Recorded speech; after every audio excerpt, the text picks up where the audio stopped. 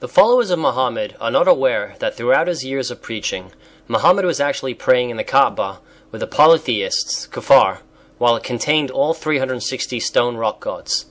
Why did he do so and still claim to be a monotheist?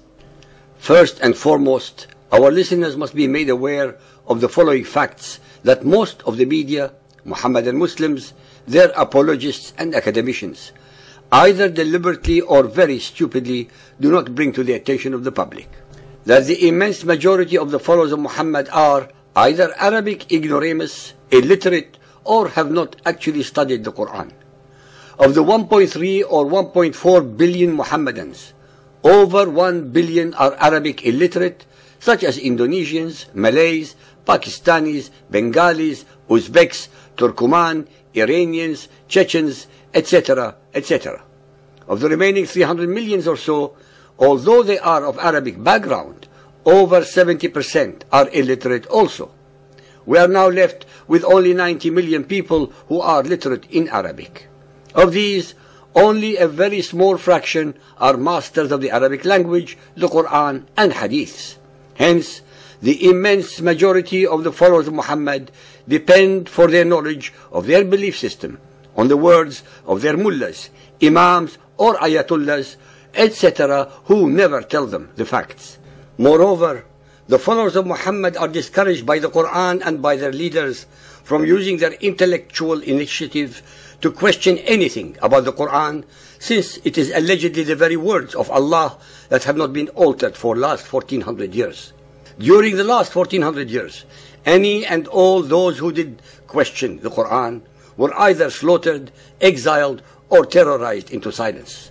This process of intimidation, terror, and slaying continues unabated in the 21st century, as we see on television and read in the newspapers. Moreover, the immense majority of the Muhammadans have never read the Bible, let alone studied it, and are discouraged from doing so by the Quran and by their religious leaders.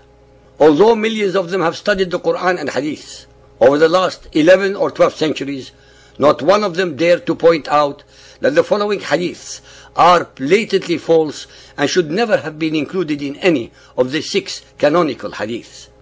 When Muhammad conquered Mecca in 631 AD, he allegedly entered the Kaaba and destroyed the 360 idols in its precincts, shouting, "Falsehood is destroyed, truth prevails." Muhammad, as was his modus operandi, imitated and acted up parts which belonged to the Hebrew, Israelite, and Jewish leaders. In the case above, Muhammad was imitating the greatest exemplar of monotheism, Abraham, who according to Jewish traditions destroyed the idols of his father's household. Sahih al-Bukhari Hadith 4.447 narrated by Aisha. I stuffed for the Prophet a pillow decorated with pictures of animals which looked like a namruqa, i.e. small cushion. He came and stood among the people with excitement apparent on his face. I said, "O Allah's Apostle, what is wrong?" He said, "What is this pillow?" I said, "I have prepared this pillow for you so that you can recline on it." He said, "Don't you know that angels do not enter a house wherein there are pictures? And whoever makes a picture will be punished on the day of resurrection and will be asked to give life to what he has created." Sahih al-Bukhari Hadith 8.130 narrated by Aisha. The Prophet entered upon me while there was a curtain having pictures of animals in the house. His face got red with anger, and then he got hold of the curtain and tore it to pieces. The Prophet said, "Such people as paint these pictures will receive the severest punishment on the day of resurrection."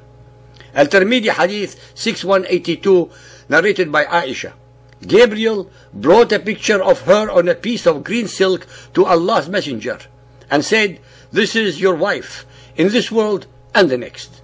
Muhammad forbade any human or animal representations whatsoever in emulation of the Torah prohibitions as mandated in Exodus 20.4.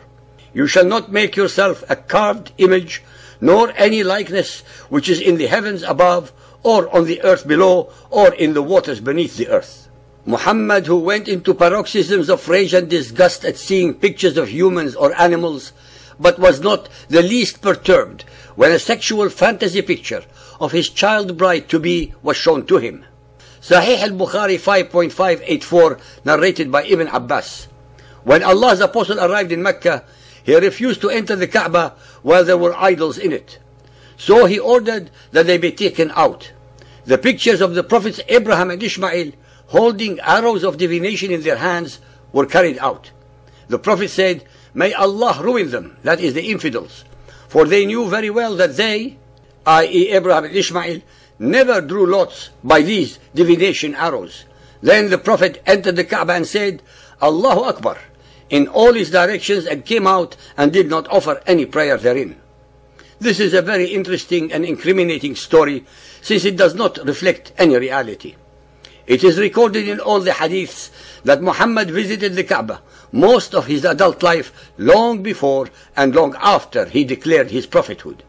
Why then did he not see or remark upon these alleged pictures before? Why is there no mention of these pictures in the Quran? In fact, why did he not refuse to enter the Kaaba during these 22 years of his life? According to Ibn Ishaq, concerning the satanic verses incident, Muhammad prostrated in the Kaaba with his followers and with the polytheists. Nowhere in all the hadiths is there a single occasion when Muhammad refused to either enter or circumambulate the Kaaba. Like most of the traditions after his death, counted in the hundreds of thousands, they were concocted by his followers to fit in with their different sects and agendas and have little veracity in them, as Bukhari, Muslim and others found out during their collections of the ahadith. We have shown once again how it is almost impossible to accept the veracities of either the Quranic verses that contradict the Bible or the hadiths that contradict each other, as well as the very records of Muhammadan Islam.